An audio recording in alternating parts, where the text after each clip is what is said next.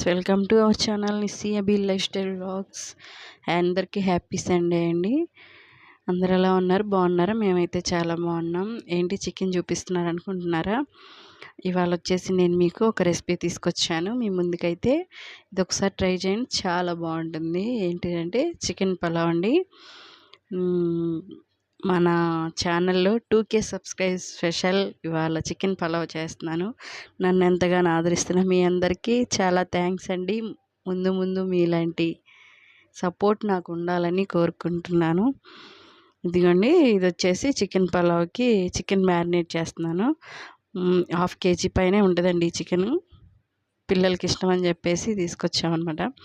ఇది వచ్చేసి సాల్ట్ వేసుకొని, కొంచెం పసుపు, అల్లం వెల్లుల్లి పేస్ట్ వేసుకొని బాగా కలుపుకోవాలన్నమాట, ముక్కలకు పట్టేటట్టు.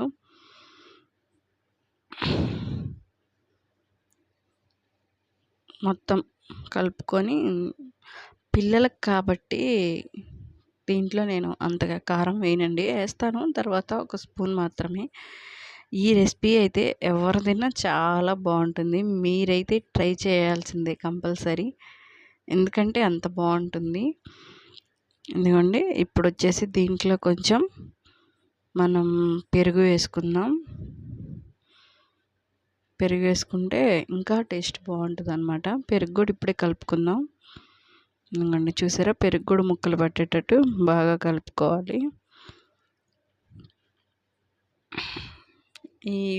ఈ మ్యారినేట్ చేసింది మీరు మీకు వీలుని బట్టి, టైంని బట్టి ఒక 1 అవర్ అయితే 1 అవర్, హాఫ్ అన్ అవర్ అయినా పర్లేదు, కానీ ఇలా మ్యారినేట్ చేసుకొని ఫ్రిడ్జ్లో పెట్టుకోండి.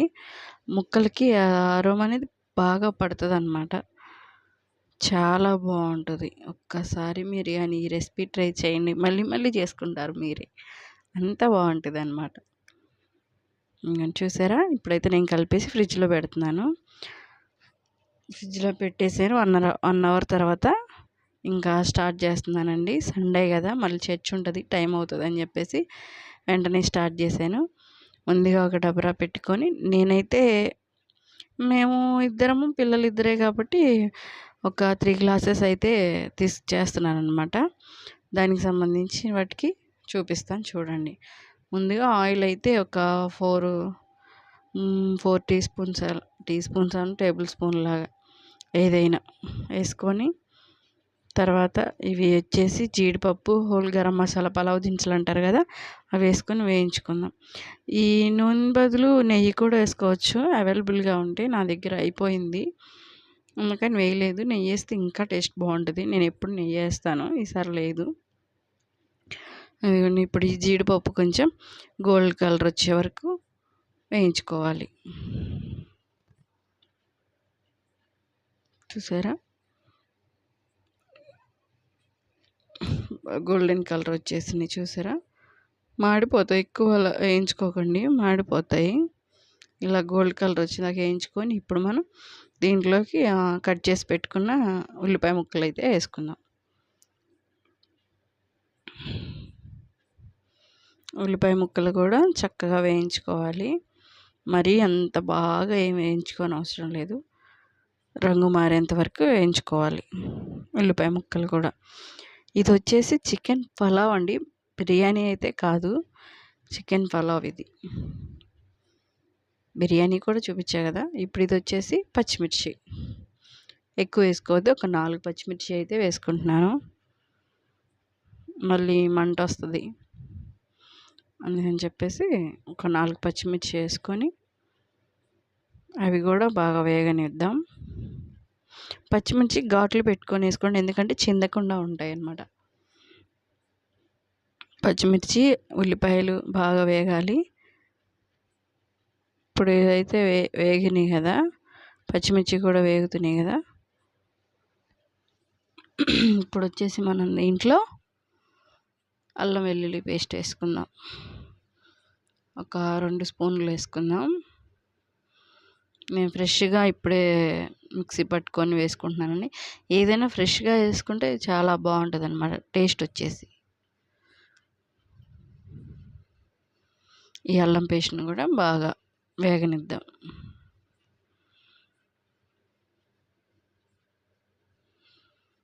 బాగా వేగాలండి, పచ్చివాసన పోయేంత వరకు వేయించుకుందాం. ఇప్పుడు దీంట్లోనే నెక్స్ట్ ఐటెం వచ్చేసి టమాటా ముక్కలు. ఒక 2 టమాటాలు కోసేసుకొని బారుగా కట్ చేసుకొని వేసుకుందాం. టమాటాలు కూడా చక్కగా వేగాలన్నమాట. ఈ వంటలన్నీ చాలా సింపుల్ అనండి, మన బ్యాచిలర్స్ కూడా నేర్చుకోవచ్చు, సింపుల్గానే ఉంటాయి చూస్తే. ఇప్పుడు దీంట్లో వచ్చేసి 1 స్పూను గల్లుప్పు అయితే వేసుకుందాము, కొంచెం పసుపు. ఎక్కువ వద్దు, కొంచెం వేసుకోండి, ఎందుకంటే ఇందాక చికెన్లో వేసుకున్నాం కాబట్టి. ఇప్పుడు పసుపు వేసుకొని వేయించుకోవాలి. అవన్నీ బాగా వేగాలండి.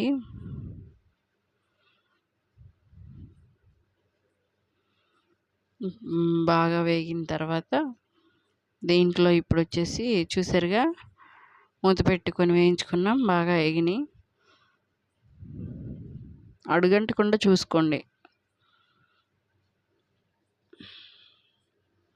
ఇప్పుడు దీంట్లో పుదీనా, కొత్తిమీర 2 వేసుకుందాం, కరివేపాకు కూడా.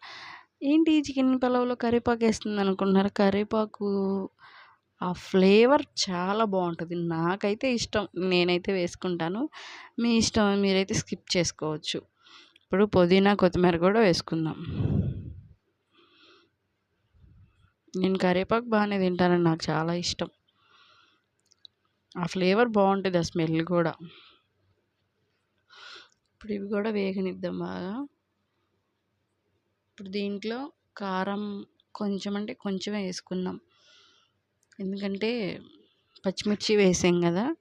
ఇప్పుడు అది ఇది 2 కారం ఎక్కువ అవుతుంది, ఎక్కువ కాకుండా ఒక స్పూన్ అలా వేసుకుందాం కారం.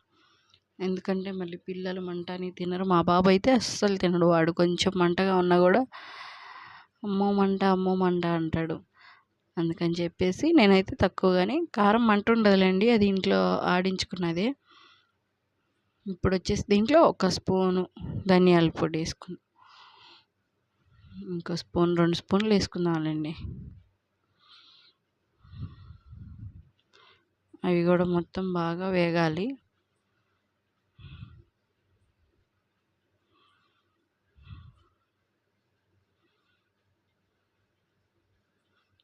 చూసారా వేగి ఎలా నూనె పైకి వస్తుందో. ఇప్పుడు దీంట్లోనే కొంచెం ఎక్కువగా ఉన్న కొంచెం గరం మసాలా వేసుకుందాం. అన్ని మసాలాలు వేస్తే ఎక్కువ మంట వస్తుందండి, అందుకే ఏదైనా లైట్గా వేసుకుందాం. ఇప్పుడు మూత పెట్టేసి అవి వేగనిద్దాం. ఇప్పుడు మ్యారినేట్ చేసిన చికెన్ తీసుకొచ్చి దాంట్లో వేసేసుకుందాం. ఇప్పుడు చికెన్ కూడా వేసుకొని మొత్తం కలుపుకొని బాగా చికెన్ ఉడకాలండి. ఒక 70% అలా ఉడికితే తర్వాత రైస్తో పాటు ఉడుకుతుంది అన్నమాట. మా పిల్లలకి లెగ్ పీస్ ఇష్టం, మా అబీకి, నిసికి. వాళ్ళ కోసమని ప్రతి సండే లెగ్ పీస్ తీసుకురావాల్సిందే, లేదంటే మామూలు అల్లరి చేయరు. వాళ్ళ కోసమే అని చెప్పేసి తీసుకొచ్చాను. ఇప్పుడైతే కొలతలు చూపిస్తున్నాను చూడండి. నేనైతే ఈ గ్లాస్తో 3 గ్లాసులు అయితే రైస్ తీసుకున్నాను. ఇప్పుడు వాటర్ వచ్చేసి ఈ రైస్కి గ్లాసున్నర అయితే సరిపోతాయి వాటరు. గ్లాసున్నర, అప్పుడు 3 గ్లాసులు కదా మనం తీసుకుంది, 4.5 అయితే వాటర్ సరిపోతాయి. ఇప్పుడు ఇక్కడ ఇంకోటి ఏంటంటే, వాటర్ ముందు వేస్తారు కదా, అలా కాదు, నేను ముందు బియ్యం వేసుకుంటాను. ఎందుకంటే బియ్యం ఈ చికెన్లో కలిపి ఉడికితే చాలా బాగుంటుంది, రైస్ కూడా రుచిగా ఉంటుంది అన్నమాట. ముందు వాటర్ పోసేసి తెరలినాక బియ్యం వేస్తే అంత ఇది ఉండదు, టేస్ట్ అనిపించదు. ఇప్పుడు ఇలా ఒకసారి మీరు ట్రై చేయండి, ట్రై చేసి నాకు కామెంట్ సెక్షన్లో కామెంట్ చేయండి, బాగుంటుంది, అంత బాగుంటుంది అన్నమాట. చికెన్ కూడా ఉడికింది కదా.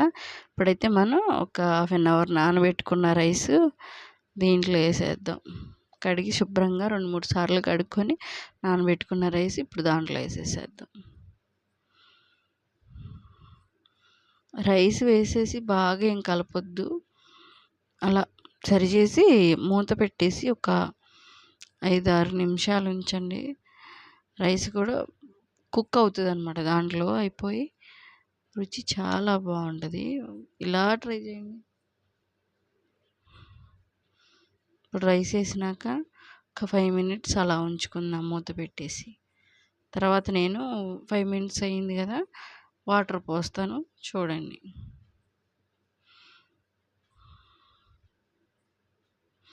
ఇదిగోండి రైస్ అయితే ఉడికింది కదా, ఇలా ఫ్రై అవ్వాలన్నమాట. ఇప్పుడు మనం వాటర్ పోసుకుందాం.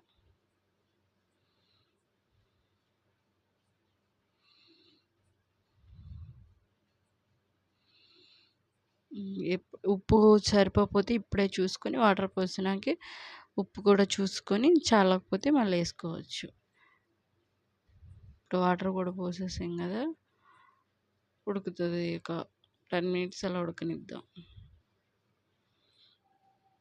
మధ్యలో తిప్పుకుంటూ ఉన్నా.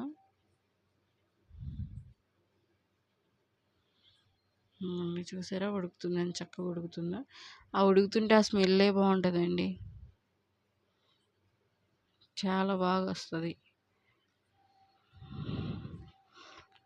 రైస్ ఎంత చక్కగా ఉడికిందో చూసారా, ఎంత పొడి పొడిగా ఉడికిందో. అంతేనండి, సింపులే మీరు చేయాల్సింది.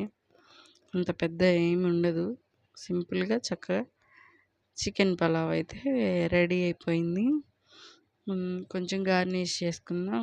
పుదీనా కొత్తిమీర ఉడికింది కదా పైన వేసుకుందాం. బాగుంటుంది, స్మెల్ బాగుంటుంది, చూడ్డానికి కూడా బాగుంటుంది. ఇంతేనండి, చాలా సింపుల్ రెసిపీ. మీకు ఒకసారి ట్రై చేయండి తప్పకుండా. ఇంకైతే చర్చికి వెళ్ళేసి వచ్చామండి. చర్చికి వెళ్ళేసి వచ్చి పిల్లలకి పెడదామని చెప్పేసి చేస్తున్నాను, చూసేద్దురండి. అదిగోండి, మా పిల్లలైతే ఇంక కర్రీ కూడా అవసరం లేదు, ఉట్టి రైస్తోనే తినేస్తారు. అదిగోండి పిల్లలకైతే పెట్టాను.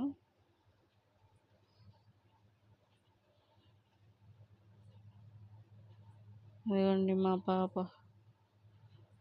బాబు అయితే బాగా అల్లరి చేస్తాడండి అసలు. సూపర్ అంట. మా బాబు అయితే ముద్ద ముద్దకి సూపర్ అంటది. మా బాబు కూడా సూపర్ అని చెప్తాడు.